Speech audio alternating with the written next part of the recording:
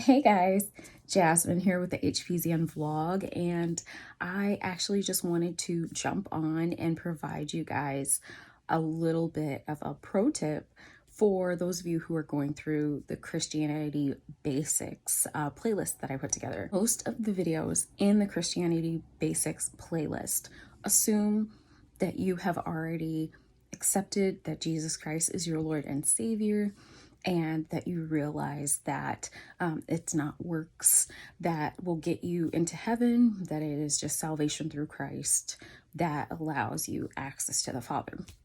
But beyond that, there's a lot of different interpretations of how that looks, how that came to be. So in general, it's not my style to really get into the historical background of how our current beliefs have come into existence.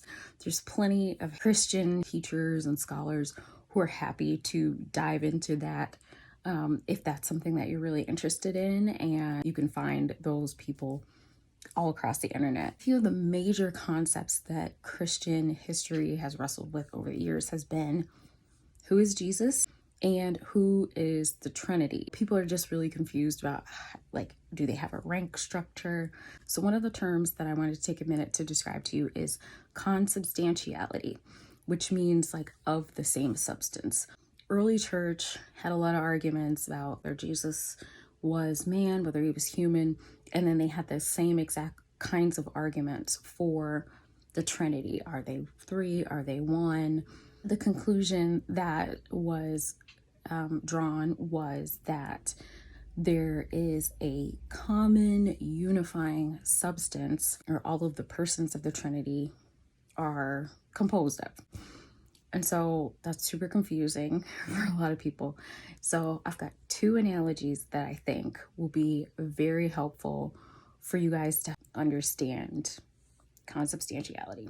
There's a lot of complexities and a lot of interpretations, and honestly, I don't know that any of us is going to get that perfectly right, but just in terms of the explanation of like what that concept means. So the first idea is that of identical triplets. I know that some people may be like, hey, that's heretical. Just go with me. It's an example. If each person of that group of triplets shares identical DNA, then they can hold the title of monozygotic triplet, identical triplet, which if any one of them didn't have the same DNA, that title would be irrelevant. I don't even know what the other terms for non-identical triplets would be, but there would be another term that would be used. Or if there was only two, then they would be twins. You know, if there was only one, it would just be one single fertilized embryo, you know. So the fact that you can call them monozygotic triplets is a result of the fact that all three are composed of the same DNA substance. And beyond that, one of the triplets was the original one from which the other two split. In Christian theology, we tend to think of God the Father as being the source from which the Spirit and the Son would flow. A secondary example is if you've ever been to like candle lighting ceremony, will be a single candle, a single flame, and from that candle and the flame, all the other flames within the church are lit.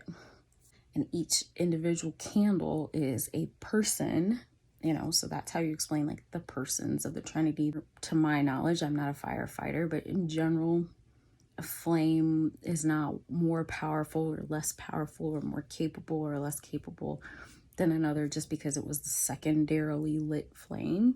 That first candle's power of that flame is going to be the exact same power to burn and illuminate and cook and incinerate and provide heat. Like, all of those capabilities are included in every single flame.